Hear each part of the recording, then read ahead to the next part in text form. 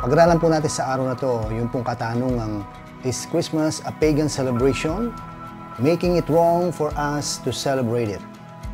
Some people say that Christmas or December 25 was a pagan holiday in the ancient Roman Empire.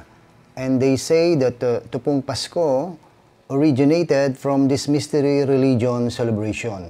Pero sa totoo po, kahit kailan na hindi sumali ang mga Kristiyano sa paganong celebration po na yon ng ancient Roman Empire. Sa katunayan po, ang Pasko ay naging paraan ng mga unang Kristiyano upang ipagdiwang ang pagsasakatawang tao po ng ating tunay na Diyos sa gitna ng mga paganong celebration.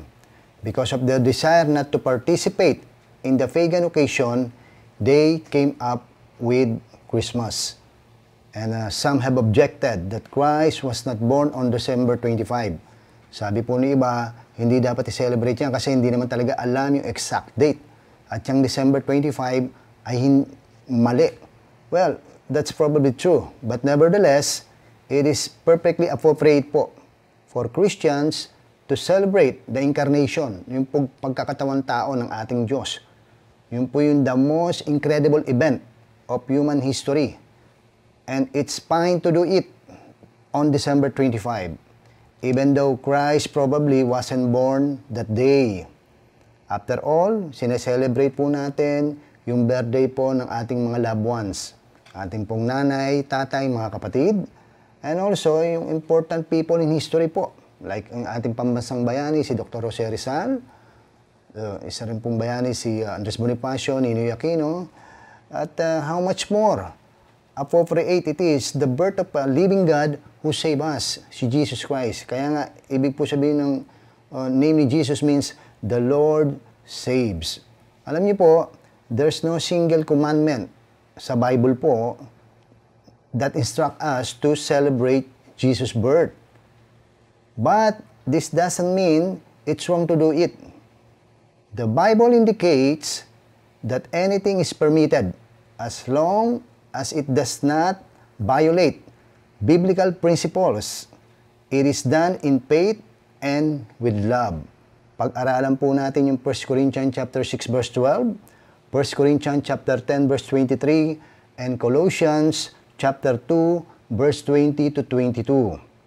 Personally po, palagay ko po nasisiyan po ang ating Panginoong Hesus, ang ating Diyos, sa tuwing ipinagdidiwan natin ang kanyang kapanganakan. On the other hand, hindi po siya nalulugod when he sees Christians or when he sees Christian focusing exclusively on exchanging gifts with one another and then focusing little or no attention on him at all. Kaya nga po, always keep in mind na sa ating pong mananampalataya na tinubos ng banal na dugo ng ating Panginoong Hesus, sa araw-araw po ng ating buhay ay Pasko. Hindi lamang po December 25. Bakit po?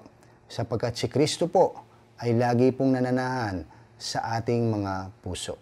Hayaan niyo pong bago po tayo magwakas, basahin po natin yung Isaiah chapter 7 verse 14. Dito po sa Old Testament ng New International Version. Sabi pong ganoon, therefore, the Lord Himself will give you a sign. The virgin, referring to Mama Mary, will be with child and will give birth to a son, referring to Jesus Christ, and will call Him Emmanuel. Tignan naman po natin yung Matthew chapter 1 verse 23. Sabi po rito, the virgin will be with child and will give birth to a son, and they will call Him Emmanuel, which means God with us. Purihin po ang Panginoon. Matthew quoted Isaiah prophecy. Nasabi niya po, si Jesucristo po ay ating pong naging Emmanuel. Means God with us. Nasa atin po ang Panginoon. Kaya tunay nga po sa ating pong mga Kristiyano, wala pong masama. I-celebrate po natin ang Pasko kahit di po natin alam yung exact date. Yan pong December 25 ay okay lang po. Ang mahalaga po, nabibigyan natin parangalan Diyos sapagkat minsan merong isang Diyos na naglalakad sa kalsadang ginto ng langit, sinasamba ng mga anghel, but temporarily, siya po ay nagkatawang tao, iniwan ng kalangitan.